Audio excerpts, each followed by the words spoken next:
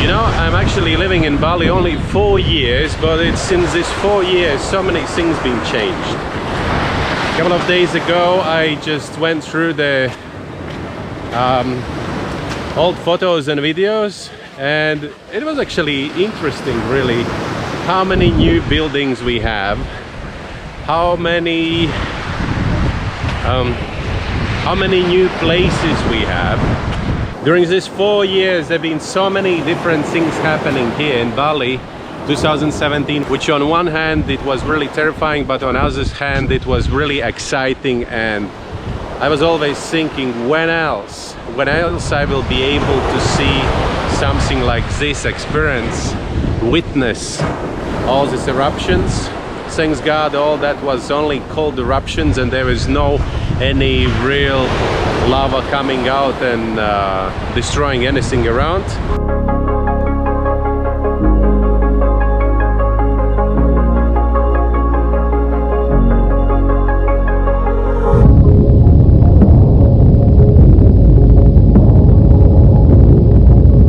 That was definitely really spectacular, and I'm happy I was here and I was able to experience it.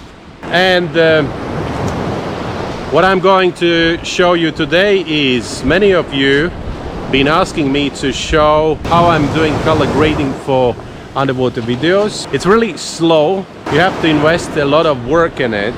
It takes really a time. Like for example, when I'm editing videos without diving, it takes half of the time as episodes with underwater videos. Not all the time the visibility is great, and that's why these videos can be really kind of boring and greenish. With the color grading you can actually improve it, and the second thing is you can show the details of the reef way better than without color grading. What I usually start with is the music. You approximately understand what you've been filming during the day, and you're gonna transfer this feeling to the viewers.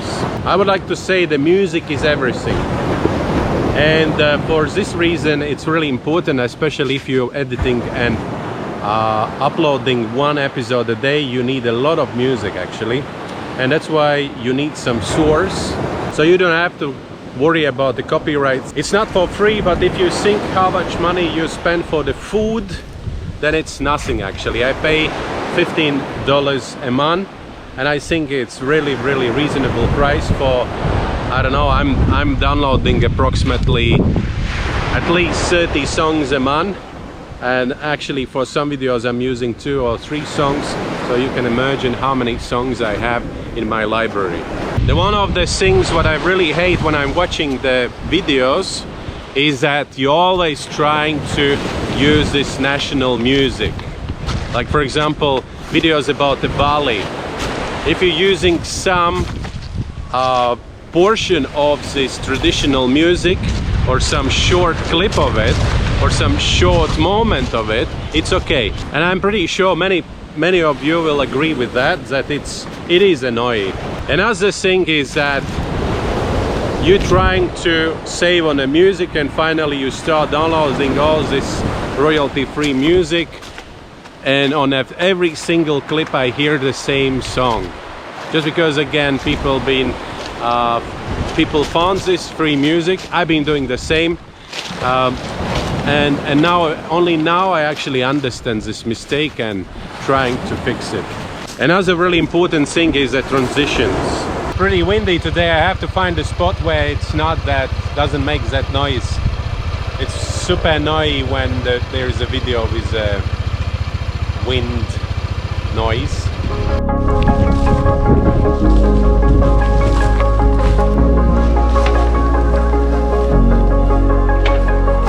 This is Rosella growing. In Egypt they're calling it karkade, but here it's Rosella. The guy is scaring birds.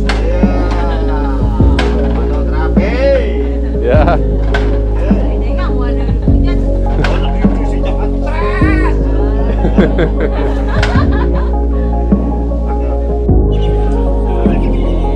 Famous belly ducks. Hello.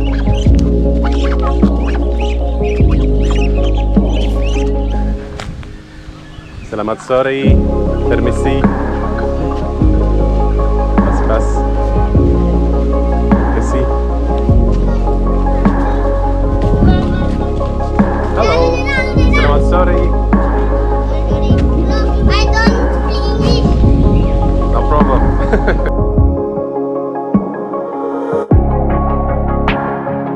Then about the transitions.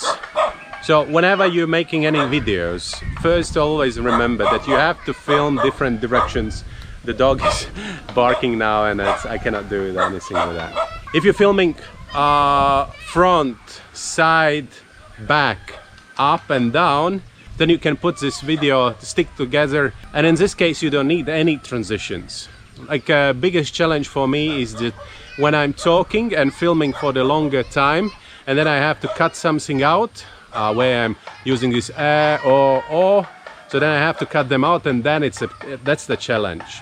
So that's why, again, if you filming the talking head, you have to be pretty stable. You cannot do like talking to the camera and then and when in this moment when you're moving, everything around you moving, and that's the biggest challenge. So in this case you definitely need the transition, but remember, transitions are really important, and from that it really depends. The people will enjoy watching your videos or it will be terrible. If you're talking to the camera, try to talk from different angles. Like for example, at the moment I'm moving and talking. Previously I changed the background a couple of times just to make it more interesting and not too monotone.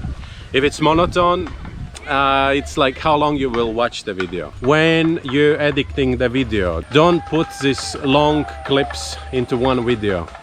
They're like one of my friends who've been working as an editor, video editor in a TV.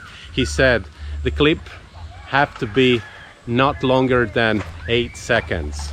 If it's longer than 8 seconds, it becomes boring for the people. Only in a case if you're talking to get to the camera, so then it can be longer, or there is something interesting going on, then it's also can be long. Like for example, moray eel fighting with octopus, then definitely it will be one clip, one long clip.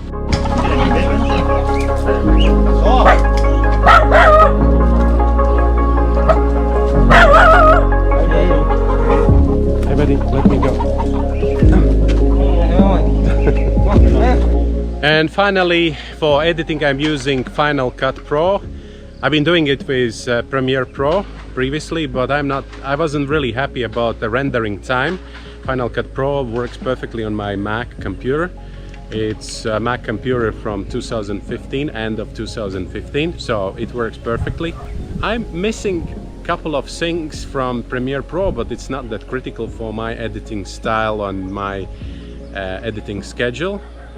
Because I'm editing every single day, is no time for me to focus on small details. When you're creating these 2-minute videos, like a promo videos, then it's like working with a jewelry. It's like you're focusing every single millisecond of the video and you're trying to show the highlights. If I cannot fit into the 3 hours or 4 hours of editing, which is pretty long, like yesterday I spent around 3 hours to edit underwater videos, and that's what I've been telling you, is that underwater videos always takes longer to edit and color grading.